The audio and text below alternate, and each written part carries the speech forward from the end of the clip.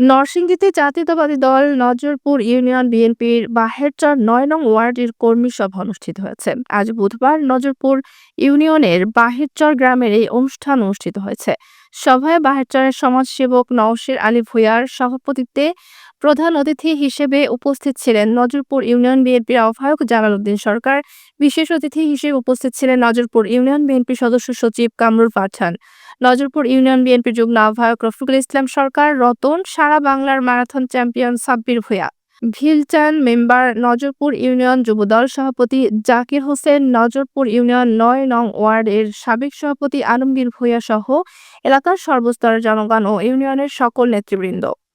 বক্তব্যে জালাল উদ্দিন বলেন, নজরপুর ইউনিয়নবাসী বরাবরই বিএনপির ঘাঁটি ছিল। এই গ্রামে দু-একজনও হাতে গোনা আওয়ামী লীগ খুঁজে পাওয়া যাবে না। কিন্তু মামলা হামলার ভয় দেখিয়ে বিভিন্নভাবে নির্যাতন করে কিছু লোককে আওয়ামী লীগের সাথে মেলানোর চেষ্টা করে, কিন্তু এরা মনে প্রাণে আওয়ামী লীগ হয়ে যায় নাই।